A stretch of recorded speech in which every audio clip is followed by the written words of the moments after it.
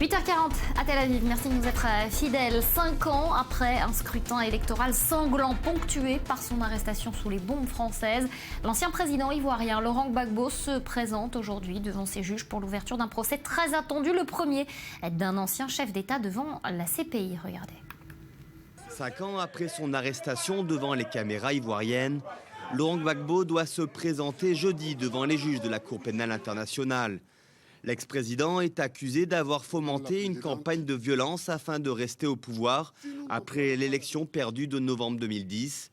C'est la première fois qu'un ancien chef de l'État se retrouve face à la CPI.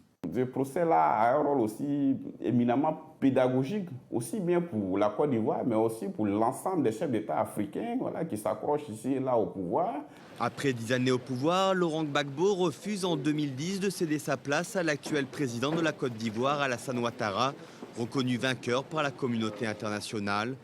S'en suivront 5 mois de violence provoquant la mort de plus de 3000 personnes et l'intervention de la force française Licorne. À Abidjan, ils sont encore nombreux à panser leur plaie. J'ai reçu 9 balles à l'abdomen. J'ai reçu 3 à la main. Un des proches de l'ancien président, Charles Blé Goudé, sera également assis sur le banc des accusés. Les deux hommes doivent répondre de meurtre, viol, persécution et actes inhumains.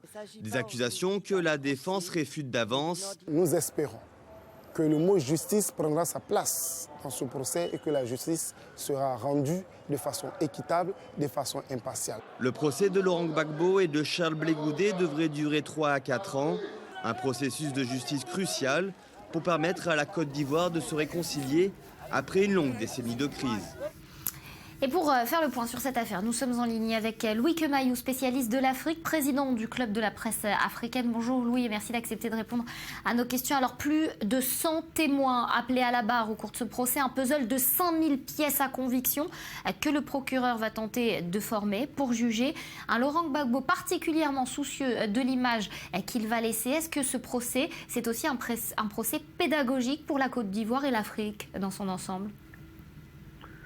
C'est déjà un procès historique parce que c'est la première fois qu'un président en exercice est emmené devant la Cour pénale internationale.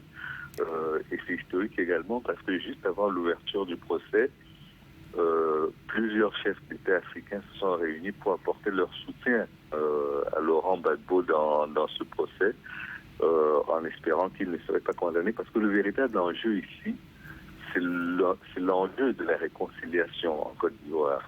Le président Ouattara, pour l'instant, on considère qu'il a réussi sur le plan économique parce que les résultats macroéconomiques commencent à être perçus par tout le monde.